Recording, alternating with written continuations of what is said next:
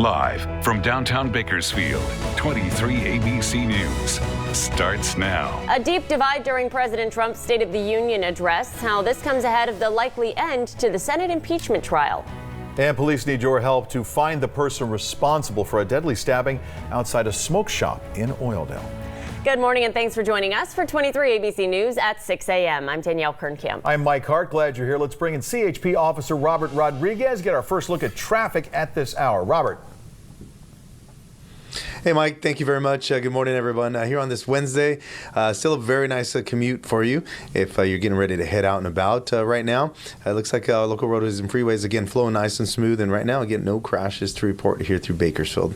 That's my look at traffic. Elena, we'll send it back to you. All right, Robert, thank you so much. So let's talk about that high pressure moving onshore. We still have a dry weather pattern for the state, and as this starts to dominate, it means a slow but steady warm up starting today, more noticeable tomorrow. Really nice Friday into Saturday. Until then, it's another freezing morning out there. 33 officially at the airport. We have been at 32 for much of the morning. 20s in Delano, Buttonwillow, and our mountain and desert locations. Look at that in Tehachapi. They have some cold air pulling in. Their gauge has been off all morning, so I was expecting them to be in the upper 20s, but they have a reading right now coming in at 18, so chilly. Here in Bakersfield from 33 to 56, it's still below average, but it's better. We'll talk about those sunny 60s for the rest of the week coming up. This morning, hundreds of Americans will begin their quarantines at military bases in California. The quarantines come hours after landing in the Golden State from China. This was the scene just hours ago at Travis Air Force Base in Northern California. 2 planes from Wuhan, China, landing at the military base carrying hundreds of Americans who were evacuated from the country amid the growing spread of the deadly coronavirus. Passengers on one plane will stay at Travis, and the second plane will head to Miramar Marine Corps Air Station in San Diego. Passengers will be quarantined for 14 days. According to our sister station in San Diego, no military personnel will have any contact with the passengers. The passengers will be cared for by the CDC and Health and Human Services staff. In other news, the president pulling out all the stops during his State of the Union address overnight, using it as a platform for his upcoming campaign while highlighting a variety of guests that were in attendance. But the division between the parties was also on display. ABC's Andrew Dimbert has the latest from Capitol Hill. Ahead of his expected acquittal today, and in the very same chamber that impeached him, President Trump delivered his third State of the Union address. The political division between the parties palpable. The tone set even before a word was spoken. The president rejected House Speaker Nancy Pelosi's outreached hand, while on the Republican side, strong support. The president began his address by touting his triumphs and a strong economy. Jobs are booming, incomes are soaring. Trump then pivoting to attack his political rivals. To those watching at home tonight, I want you to know we will never let socialism destroy American health care. There were some moving moments that seemed to offer glimpses of unity. A Tuskegee airman who flew combat missions in World War II and his great-grandson were honored, along with the family of a soldier deployed in Afghanistan being reunited. Tonight we have a very special surprise. I am thrilled to inform you that your husband is back from deployment. When Trump wrapped up, the political friction once again spilling out and on full display. Speaker Pelosi tearing up the president's speech and tossing it aside. Why did you tear up the speech? Because it was a manifesto of mistruths. Noticeably absent from his speech, impeachment. The president did not even mention the word impeachment during his address, instead ignoring it altogether. And just like that, it's on to the final day of the impeachment trial. It picks back up this morning, and senators will get up to 10 minutes to speak before that final vote at 4 p.m. Eastern Time. Andrew Dimbert, ABC News, Capitol Hill. And House Minority Leader Kevin McCarthy tweeted several times reacting to the president's State of the Union speech. He said, retweet to agree with President Trump. Sanctuary cities are a violation of the rule of law. These policies must come to an end. Later on in the speech, he added, within 3 months, U.S. forces have taken out 3 dangerous top-level terrorists. This administration's commitment to ending violent extremism is second to none. Thank you to our brave men and women in uniform who risk it all to keep us safe. And possibly one of the most talked about parts of the speech last night was what happened afterwards. He commented on that. He said how petty of Pelosi ripping up a piece of paper doesn't change the facts that were written on it. Americans are winning in spite of the do-nothing Democrats. Back here at home, at least one person has died following a stabbing near a smoke shop in Oildale on Tuesday. The stabbing occurred near the Sunshine Smoke Shop on Roberts Lane and Belmont Avenue, according to the sheriff's office.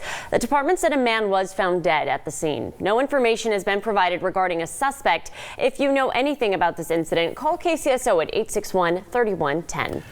Rosemary's Creamery downtown will be closed today in honor and celebration of its founder, Francis DeMarco. DeMarco was 89 years old when he passed away last week. For the last 36 years, he brought sweetness and joy to the community through the sweet treats served up at Rosemary's.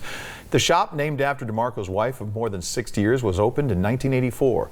Services are scheduled for this morning at St. Francis Church beginning at 10:30. The Mass starts at 11. The family asks that in lieu of flowers, you make a donation to the Our Lady of Guadalupe School or the Santa Rosa High School Foundation in DeMarco's memory, class of 1949. Health advocates, supporters, survivors, and the Bakersfield College Cheer Squad want you to come out and blare your horn for heart and brain health. On Thursday, the group will be at Jim Burke Ford on Oak Street to rally drivers to honk their horn as they pass by in support of this cause. It's all called Honk for Hearts. But that's not all. The community also has a chance for free blood pressure screenings and hands-only CPR training from 11 a.m. to 1 p.m. Organizers say the event is to bring awareness to heart disease, the #1 killer in the United States. And on Friday, it's National Wear Red Day. On this day, the nation comes together, igniting a wave of red from coast to coast, uniting millions of people for a common goal, the eradication of heart disease and stroke. The community is encouraged to wear red and share photos. Tag us at 23ABC News on social media and use the hashtag Kern County Goes Red. Kern County Animal Services has announced a new texting system that will help people who have lost their pets. 23ABC's Daniela Garrido joins us live in studio with a look at the resources it provides. Daniela? Losing a pet can be difficult. Kern County Animal Services wants to make sure you know every possible way to get your loved one back home. I spoke with a family who is using the new texting system during their hard time. It's like my kid, you know. It's so hard, very hard. Words are not enough to explain how I'm feeling right now. Kilo, a red-nosed pit bull, has been missing from his home since Sunday afternoon in southwest Bakersfield. Miles from where he went missing, his owners were searching the Kern County Animal Shelter Tuesday morning in hopes someone had found him. I'm making some list of animal shelters where I can visit and check. When people lose an animal, they're like family members, and sometimes it's hard to determine what the next steps are. The new text-to-home service allows pet owners to text the word lost to 555-888 for resources during their search. So some of the text messages you receive are a link on your phone to get you right to our webpage to fill out a lost pet form with a description of your animal that comes directly to us. And then we have some volunteers that will look at some of those pets and see if they're in the shelter. I mean, we can't guarantee that we'll find your pet, but we always make the best effort. Some of the other text messages you'll find, you'll get a text message with links to all of our animals that are currently in our shelter. It's updated hourly.